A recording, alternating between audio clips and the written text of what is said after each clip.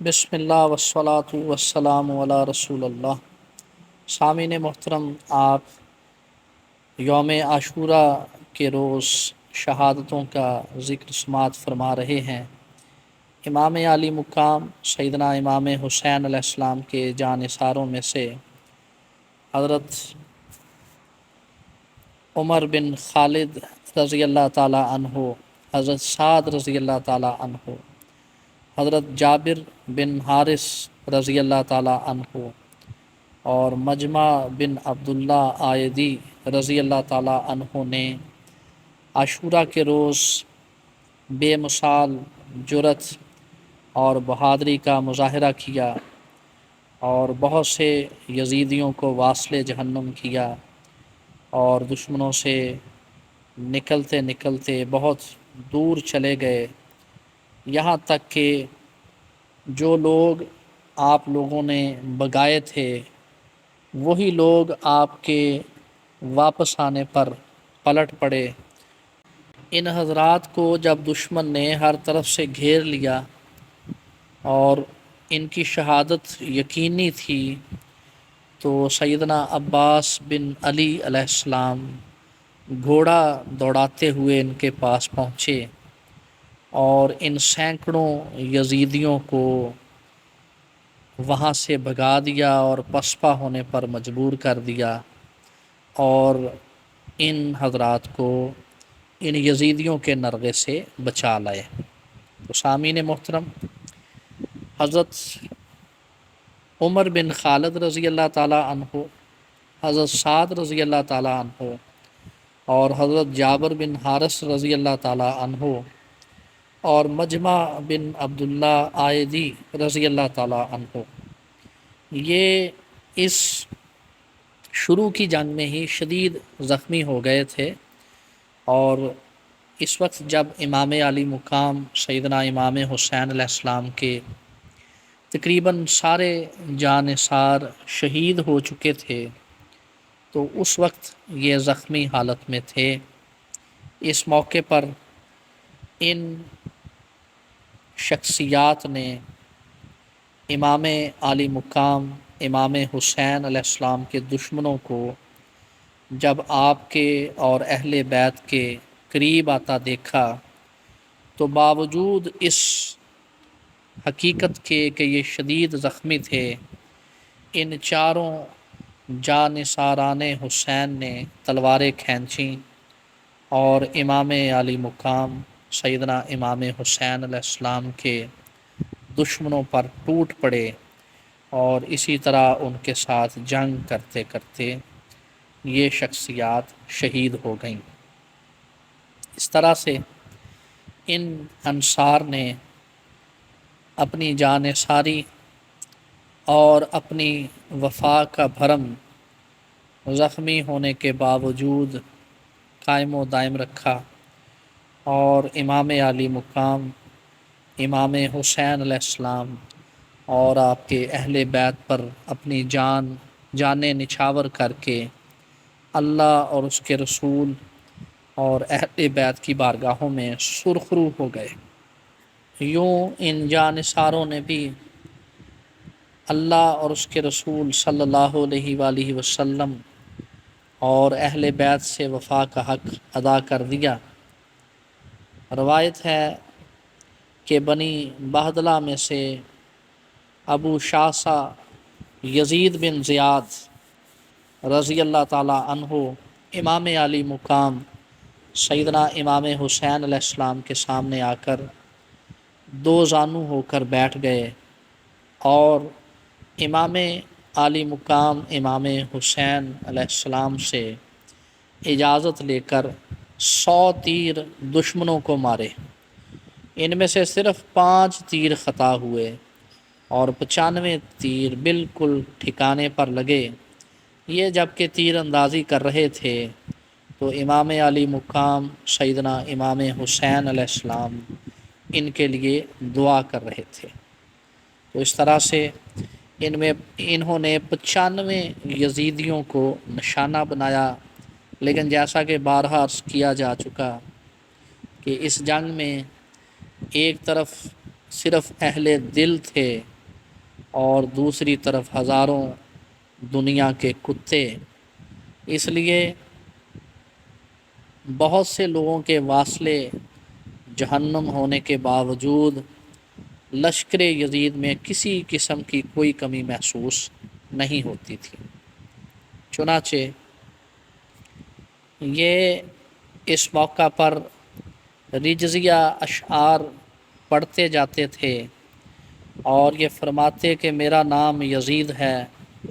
میرے باپ کا نام مہاجر ہے، میں شیر ببر اور صاحب شجاعت ہوں، اے اللہ میں نے حسین ابن علی علیہ السلام کی مدد کی ہے اور ابن سعد کا ساتھ چھوڑ دیا ہے اور اس سے علیحدگی اختیار کر لی ہے۔ سامعین محترم، ان رجزیہ اشعار سے یہ بات واضح ہے اور اس بات کا ثبوت ہمیں تاریخ طبری میں بھی ملتا ہے کہ حضرت یزید بن زیاد رضی اللہ تعالی عنہ ابن سعد کے لشکر میں شامل تھے، اور جب انہوں نے دیکھا کہ ابن سعد نے امام علی مقام سیدنا امام حسین علیہ السلام کی ساری شرائط کو ماننے سے انکار کر دیا، تو انہوں نے بھی لشکر یزید سے علیحدگی اختیار کر لی اور امام علی مقام سیدنا امام حسین علیہ السلام کے جانثاروں میں شامل ہو گئے۔ چنانچہ یہ کہا جا سکتا ہے کہ حر بن یزید ریاحی رضی اللہ تعالی عنہ کی طرح حضرت یزید بن زیاد رضی اللہ تعالی عنہ یہ بھی امام علی مقام امام حسین علیہ السلام کے جانثاروں میں عاشورہ کے روز شامل ہوئے، اور یہ بھی وہ خوش نصیب تھے جنہوں نے آخری وقت پر جنت خرید لی اور امام علی مقام سیدنا امام حسین علیہ السلام کے قدموں پر اپنی جان نچھاور کر دی۔ دشمنوں نے جب یہ دیکھا کہ ان کے تیروں سے بہت سے لوگ زخمی ہو چکے ہیں، یعنی 95 کے قریب لوگ زخمی ہو چکے ہیں، تو شمر ابن زیاد شمر اور ابن سعد انہوں نے چیخ و پکار کرتے ہوئے لوگوں سے کہا کہ اس تیر انداز کو قتل کرو، وگرنہ یہ ہمارے لوگوں کو بہت زیادہ لوگوں کو مار ڈالے گا۔ تو اس موقع پر یہ یزیدی اور دنیا کے کتے ان سب نے سینکڑوں کی تعداد میں آ کر آپ کو گھیرے میں لے لیا اور پھر آپ کو شہید کر دیا۔ یوں آپ بھی شہیدان ناموس وفا میں شامل ہو گئے اور ہمیشہ ہمیشہ کے لیے امر ہو گئے۔ اللہ تعالیٰ آپ پر بے حد و حساب رحمتیں اور سلامتی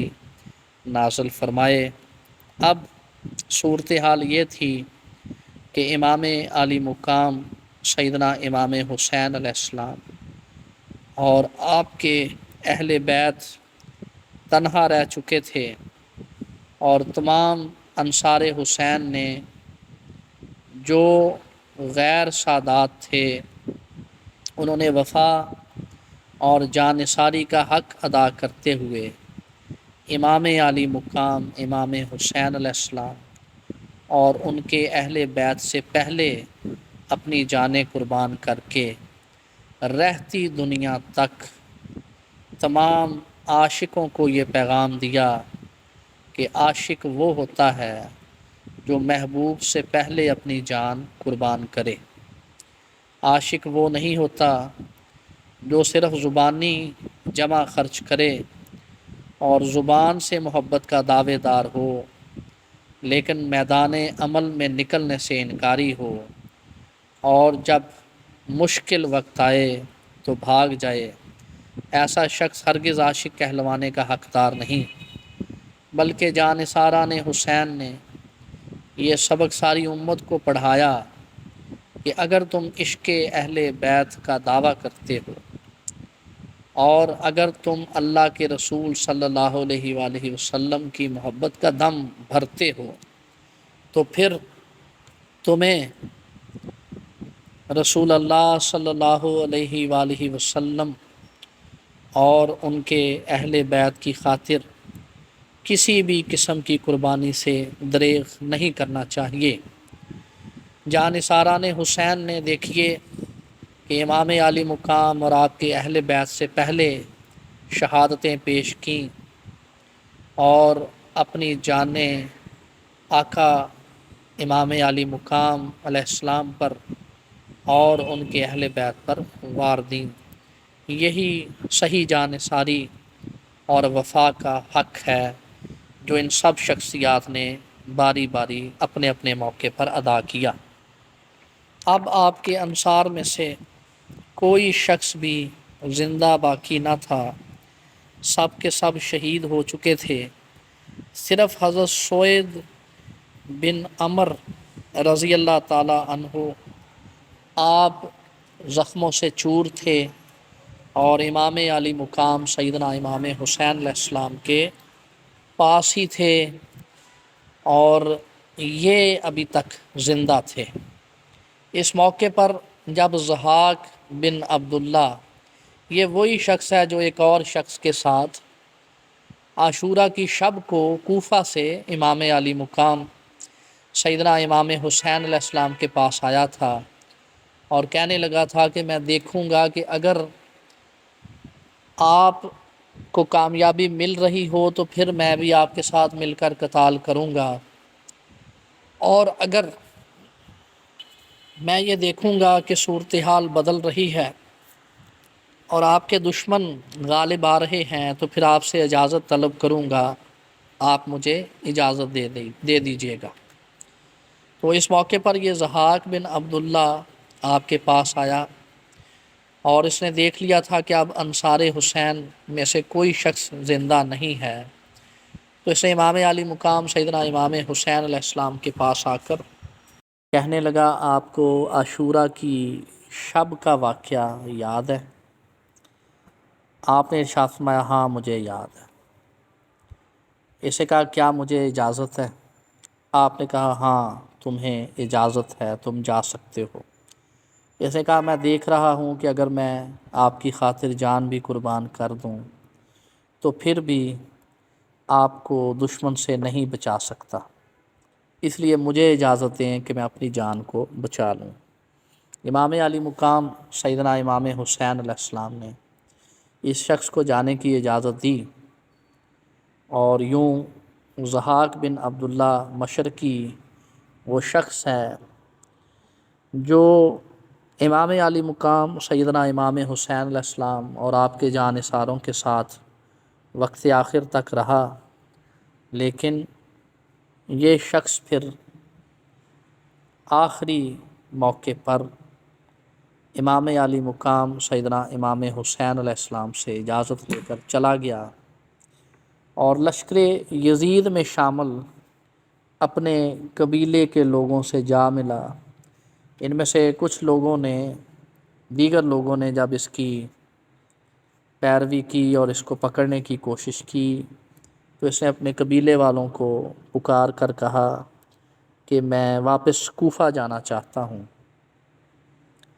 تو قبیلے والوں نے اس کو واپس کوفہ جانے کی اجازت دی اور جو لوگ اس کو مارنا چاہتے تھے ان سے اس کو بچا لیا۔ یوں ضحاک بن عبداللہ مشرقی وہ شخص ہے جس نے اپنی جان بچا لی اور اپنے نظریے کے مطابق اس نے جب یہ دیکھا کہ وہ امام علی مقام سیدنا امام حسین علیہ السلام کو دشمنوں سے نہیں بچا سکتا تو وہ واپس کوفہ چلا آیا۔ اس واقعہ سے یہ بھی پتہ چلتا ہے کہ جانثاری میں اور دنیا داری میں یہی فرق ہے۔ دنیا دار شخص ہوا کا رخ دیکھتا ہے اور وہ یہ دیکھتا ہے کہ جو گروہ یا جو پارٹی جیتنے والی ہو وہ اس کے ساتھ مل جائے تاکہ اس کو فائدہ ہو اور غنائم میں سے حصہ ملے۔ سامعین محترم، یہ صرف کربلا کی کہانی نہیں ہے، بلکہ یہ کردار ہمیں اپنے ملک پاکستان اور دیگر بلاد اسلامیہ میں جا بجا نظر آتا ہے، اور لوگوں کی اکثریت اسی اصول پر کار فرما ہے۔ لوگ ہوا کا جب رخ دیکھتے ہیں تو اسی رخ کے مطابق اپنی وفاداریاں بدلتے ہیں، نون سے کاف تک کی، اور دیگر پارٹیوں کی اس ملک میں یہی کہانی ہے۔ لوگ اپنی وفاداریاں اور اپنی جانثاریاں موقع کی مناسبت سے بدلتے ہیں، اور اسے ہی ابن الوقت کہا جاتا ہے۔ تو ضحاک بن عبداللہ مشرقی باوجود اس حقیقت کے کہ وہ بخوبی جانتا تھا کہ امام عالی مقام سیدنا امام حسین علیہ السلام حق پر ہیں اور آپ کے جانثار حق پر ہیں، مگر وہ آخری موقع پر ان خوش نصیبوں میں شامل نہ ہو سکا جن خوش نصیبوں میں حر بن یزید ریاحی اور یزید بن زیاد بھی شامل ہو گئے، اور امام عالی مقام سیدنا امام حسین علیہ السلام پر جان قربان کر کے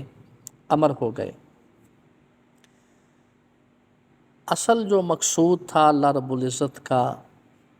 وہ یہی تو دیکھنا تھا کہ کون ایثار کرتا ہے اور کون جانثاری کا حق ادا کرتا ہے، وگرنہ ملائکۃ المقربین کیا کم تھے کہ اگر ان میں سے کچھ کو بھی اتار دیا جاتا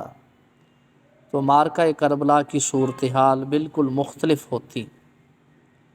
مگر اللہ تعالیٰ یہی تو امت مسلمہ کو قیامت تک کے لیے پیغام دینا چاہتا ہے، اور یہی وہ بات ہے جو صحیح بخاری میں امام الانبیاء فخر انبیاء رسول اللہ صلی اللہ علیہ وآلہ وسلم نے ارشاد فرمائی۔ آپ نے ارشاد فرمایا، تم میں سے کوئی شخص اس وقت تک مومن نہیں ہو سکتا جب تک میں اسے اس کے والدین، اس کے بیوی بچوں، اس کے اقربا، حتیٰ کہ اس کو اپنی جان سے بھی بڑھ کر محبوب نہ ہو جاؤں۔